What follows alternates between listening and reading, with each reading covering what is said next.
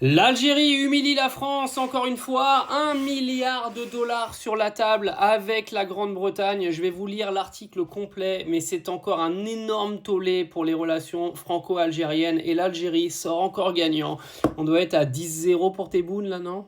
Vous êtes prêts? Je vais vous lire l'intégralité de l'article. Donc, après son retrait de l'Union européenne, la Grande-Bretagne choisit avec soin ses partenaires, dont l'Algérie pour laquelle elle déploie un régime préférentiel.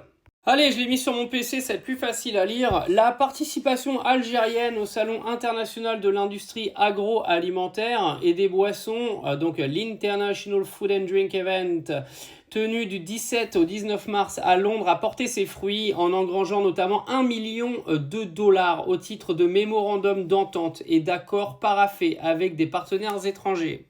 C'est ce qu'a expliqué le ministre du Commerce extérieur et de la promotion des exportations, Mohamed Boukari, à l'issue d'une réunion d'évaluation. Ces accords concernaient les secteurs de l'investissement et de l'exportation, notamment le projet de création d'une usine de production d'engrais ainsi qu'une usine conjointe de production de méthanol d'une capacité annuelle d'1 million de tonnes.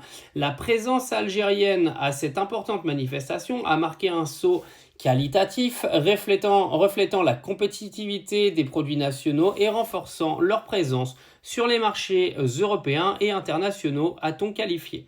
Notons que les entreprises algériennes ont participé avec succès à ce rendez-vous hautement professionnel, véritable plateforme de mise en affaires. L'on cite l'entreprise de développement des cultures agricoles stratégiques DCAS, relevant du ministère de l'Agriculture, le groupe Swakri, via sa filiale Oukoul El Janoub, l'entreprise C'est Bon, des produits El Morgen, l'entreprise KTM spécialisée dans les produits agricoles et les industries agroalimentaires.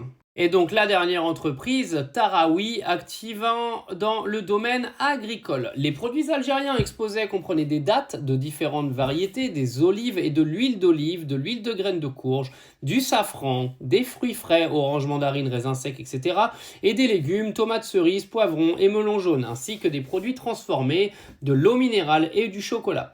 Abordant les relations commerciales entre l'Algérie et le Royaume-Uni, Boukari a précisé que les échanges bilatéraux ont atteint 1,7 milliard de dollars en 2024, dont 1,4 milliard d'exportations algériennes, y compris 185 millions hors hydrocarbures, contre 307 millions de dollars d'importations. Il a toutefois estimé que ces chiffres ne reflètent pas le niveau des relations solides entre les deux pays. Boukari a appelé au renforcement des partenariats commerciaux entre l'Algérie et le Royaume-Uni, exprimant son souhait de réactiver le Conseil d'affaires algéro-britannique pour soutenir la coopération économique. Et avant de continuer, je vous rappelle que les Britanniques et les Algériens sont déjà tombés d'accord il y a maintenant quelques semaines sur le fait que l'anglais deviendrait la première langue étrangère apprise dans les écoles en Algérie, dégageant le français de facto. De son côté, l'ambassadeur du Royaume-Uni à Alger, James Donner, a salué la participation de l'Algérie au salon, relevant l'engagement de son pays à soutenir les entreprises algériennes dans l'élargissement de leur présence sur les marchés internationaux. Notons qu'un vent nouveau souffle sur les relations entre les deux pays après son retrait de l'Union européenne. La Grande-Bretagne choisit avec soin ses partenaires, dont l'Algérie pour laquelle elle déploie un régime préférentiel. Vous aurez bien compris, l'Algérie et le Royaume-Uni travaillent maintenant main dans la main. La France est en train de perdre au fur et à mesure tout ce qu'elle avait en Algérie. Et croyez-moi, je pense que quand vous croyez que Macron va gagner cette guerre, vous vous trompez, mais vraiment, vraiment, vraiment de très très loin.